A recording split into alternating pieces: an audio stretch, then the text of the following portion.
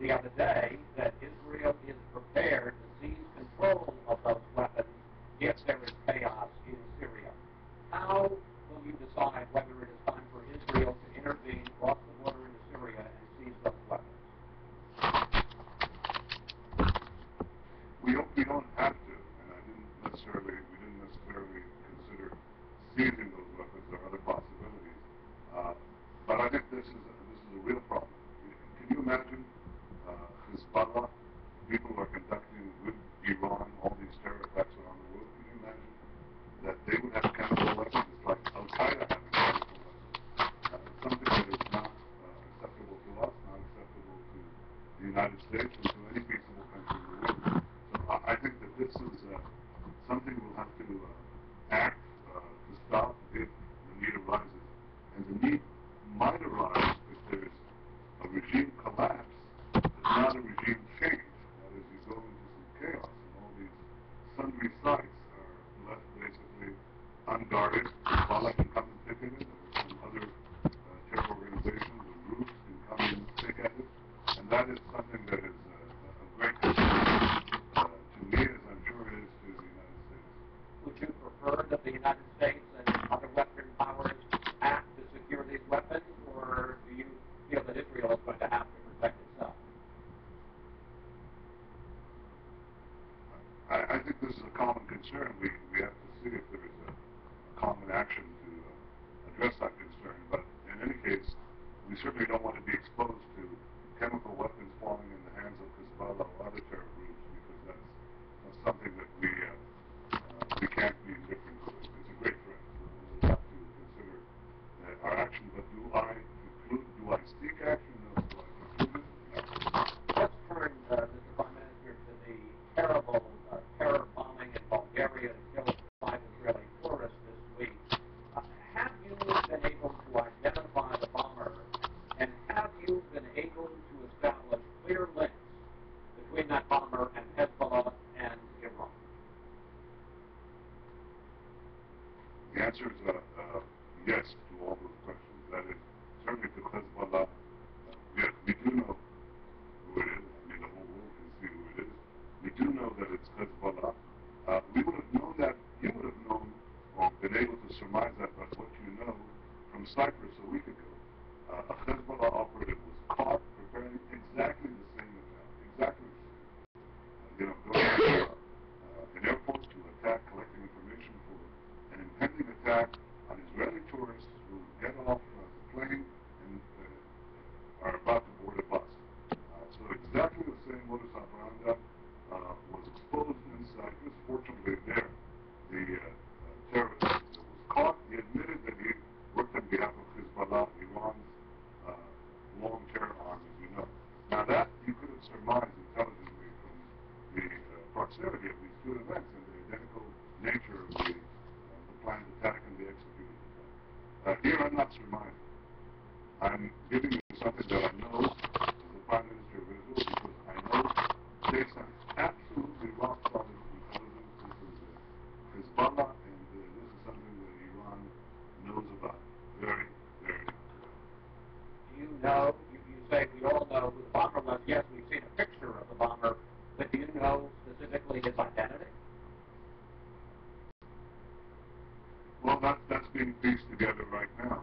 But we know with absolute certainty, and not a shred of doubt, that this was a Hezbollah operation. If I may answer, because there has been some question on the part of the Obama administration, can you give us any of that evidence, hard evidence? We certainly gave it to the appropriate agencies, friendly agencies. You have called this an Iranian terror attack and said that Israel will respond with force. Will the retaliation be linked to Israel's possible action to stop Iran's nuclear program, or are those two separate matters? Retaliation for the response, the terror attack, and any action that you might take to stop Iran's nuclear program? You just asked me several questions, so let me put them in context and I'll answer each one separately. First is the context of the unfolding terror attacks that have taken place over the last 2 years, led by Iran, sometimes very often using Hezbollah, its terror proxy from Lebanon, which it arms and funds and equips and so on, and instructs.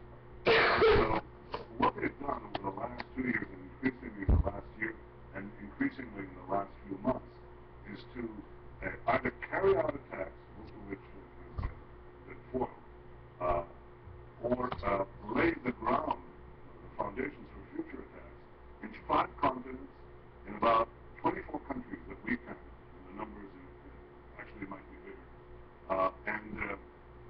And that's a worldwide terror campaign directed at us, but often including others. For example, there was an Iranian attack, a planned attack, on the Saudi ambassador to the United States.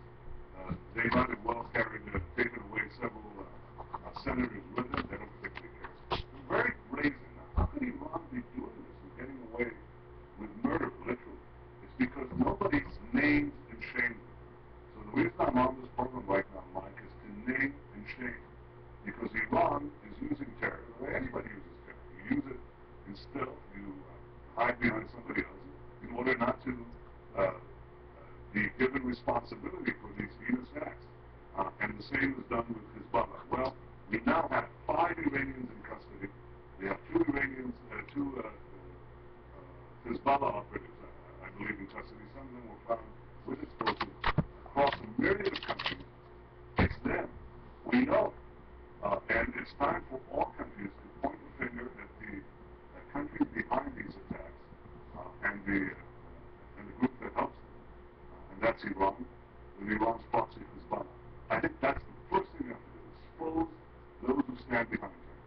The second is the question that you asked is exact the price for terror, because terrorism continues as long as terrorism pays, so you have to make sure that it doesn't pay. Exposing it is the first step to make it not pay. And the last thing you asked about their nuclear program, I think these attacks on busload of tourists, including pregnant mothers, tells you what kind of people we're dealing with. Now imagine these people who were capable of doing anything. Imagine them possessing nuclear weapons, people who gunned down innocent people, who sent suicide bombers, who could block the straits of Iran, who threatened to annihilate Israel, who murdered diplomats, who've taken over your embassy. You want these people to have atomic bombs? I think this is a reminder, this wave of terror attacks, that the world's most dangerous regime must not be allowed to have the world's most dangerous weapons. Well, the question is this. You've got the West, the United States, and our allies working with this regime to try to make a deal to stop the nuclear program. If they stop the nuclear program, would you be satisfied with a deal that leaves this regime, that leaves the mullahs in power? Is that good enough? Yeah, to stop the program. But so far, all these talks, this round of talks in the last few months, follows the previous round of talks. That hasn't stopped the regime one bit, not an inch. I mean, since the previous rounds of talks, they enriched material for 5 nuclear bombs. 5 nuclear bombs. That is 70% of the enriched material that they need, which is low-grade uranium enriched. They're continuing to enrich with 1 bomb. They're getting very close to the 20%, that's the higher enrichment, necessary to hit 90% of the way to the first bomb. So they're basically thumbing their nose at the international community, including powers that are called C5+1. And they're basically saying we can talk, we can delay, we can deceive, and while we're continuing to race towards atomic weapons. So that's effectively what's happening. Presidential candidate Mitt Romney travels to Israel next week. You've known each other since 1976, when you both worked for the Boston Consulting Group. He says you two almost speak in shorthand because you have such a close relationship. He has promised to do exactly the opposite of President Obama when it comes to security in the Middle East. Do you understand what that means? Well, you're not going to draw me into Europolitics because I have enough of mine. We can exchange notes about my politics if you want off camera. I'm not going to get drawn into that. I will say that President Obama has said that Iran must not be allowed to develop nuclear weapons. He said that containment is not an option, and that Israel must have the capacity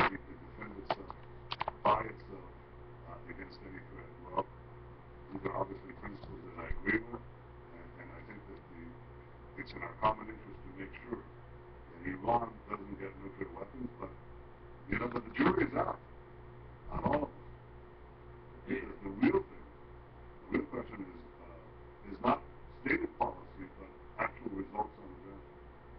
Briefly, what do you think of Mitt Romney, and what do you think of his trip to Israel? I think that you are far too wise a journalist to think that I'm going to get into your field of American politics, but I will say that I will receive Mitt Romney with the same openness that I received another presidential candidate, Senator Barack Obama, when he came almost 4 years ago, almost the same time as the campaign to Israel. Israel has enjoyed bipartisan support, both as Democrats and Republicans, and we extend bipartisan hospitality to both Democrats and Republicans. Well, you are a skilled interviewee on television, so I'm going to tell you, you have 2 minutes for this final answer. Israel has always lived in a tough neighborhood. There's no question about that. But at least in the state, you knew who Assad was and his father and Mubarak. When you look at the changing landscape in the Middle East now, is the so-called Arab Spring good or bad for Israel? Well, the question is, what kind of season is this? Because, in fact, what is happening is been a tide of mostly, not always, there are some exceptions. For example, in Libya, it's a welcome change, welcome exception. But in general, there's been this cascade of Islamist regimes that conduct the first election, but we're not sure about the next election. And what's in between, because democracy, real democracy, is something that is not particularly known here, not particularly well observed. If we had that,